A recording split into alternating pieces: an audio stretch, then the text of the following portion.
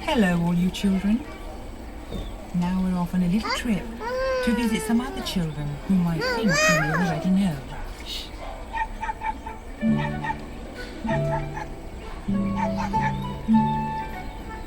Marty and Lisbeth, who lived in Junedale. You've heard of them, haven't you? You remember when they had an outing and Marty jumped off the roof of the woodshed and nearly killed herself? Titta! Jag kan flyga! Abe made up all kinds of crazy stories. Like the night when he persuaded Marty to go into the wash house and pretended to be a ghost. Det är jag som är greve K.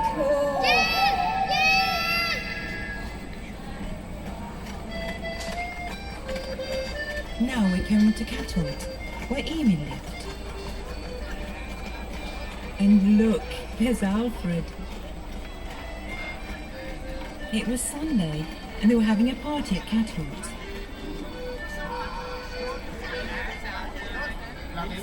People were on their way to the party, and the flag was at the pole.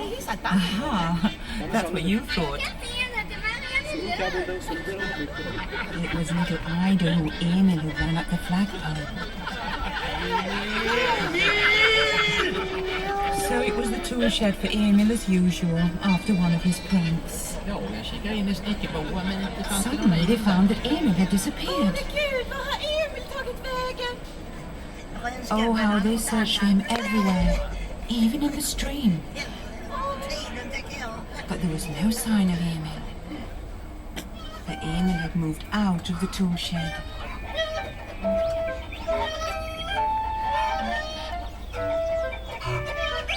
And over to the food store. And there, if you please, he lay down and went to sleep in a cupboard with a lot of sausage skins scattered around him. He's there. He had had his party.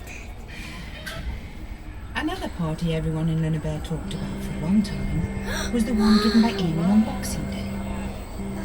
He invited all the poor, hungry people from the workhouse to come to Catholt and eat their fill of things. He had a good heart, that Emil.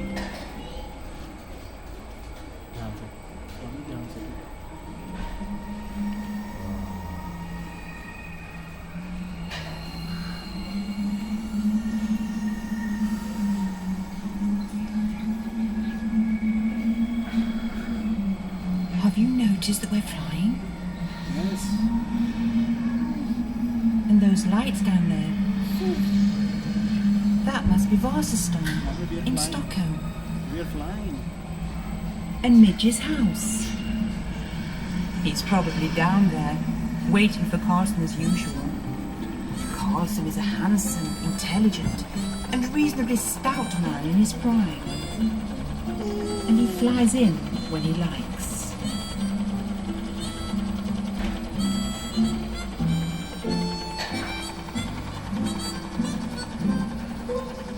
Carlson lives in a little house on the roof. And here it is.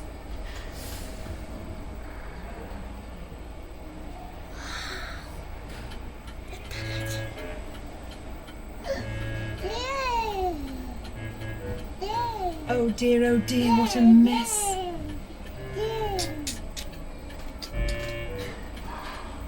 We don't want to stop here. But what has happened to us now? We have become as small as Simon Small himself. He was no bigger than a thumb. And he lived under the floor, under Bertil's bed. He rented a flat there from the horrid rats.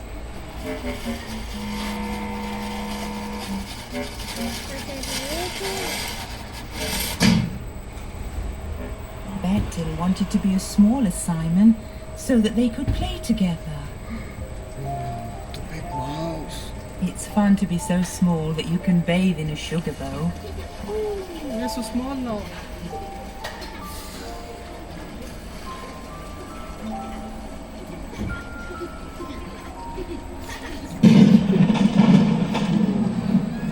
Oh, what a storm! and we are in the middle of a great forest.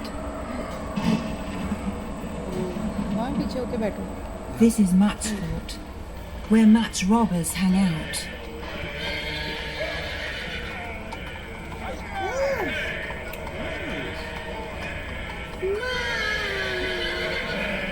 Where treacherous grey dwarfs live behind the boulders.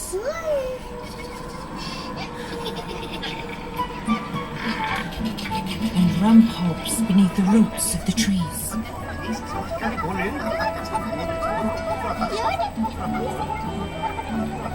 And there are Ronja and Berg too.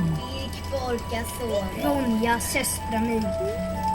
They had moved to the Bear's Cave to get some peace and escape from the row between Matt's robbers and Borka's robbers. Matt's robbers were standing beside Hell's Gap, furious because Bork's robbers had moved into the fort without permission.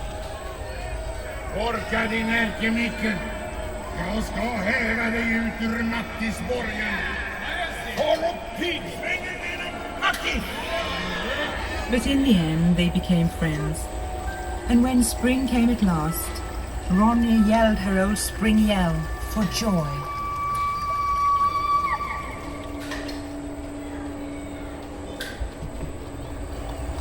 But what's going on here? There's a fire. This was where Jonathan took his sick little brother on his back and jumped out of the window. There was no more Jonathan. He died when he jumped out, and poor Rusky was left alone.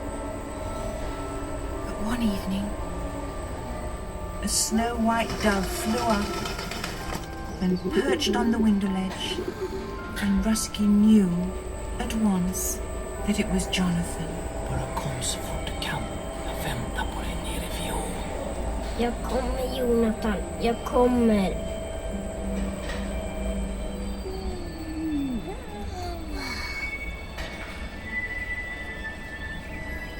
Jonathan had talked about a place called Nangijala, where you went when you were dead.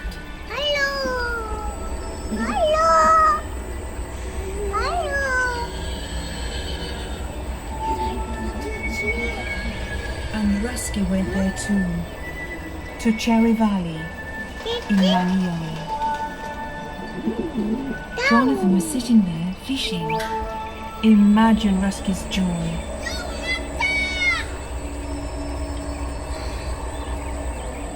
But in Nangijala, there was also Wild Rose Valley, which was no longer free.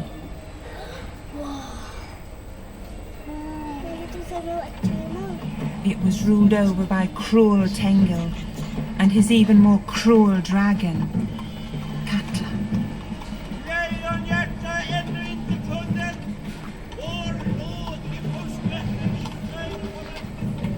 But a nice old grandfather, Matthias, lived there too. Jonathan and Rusky hid in his house until it was time to set out for Tengil's country. Lejonhjärta! Their journey led across the bridge over the terrifying Karma Falls. And it was there for the first time they saw Katla. The she-dragon from ancient times. Jonathan, jag är rädd.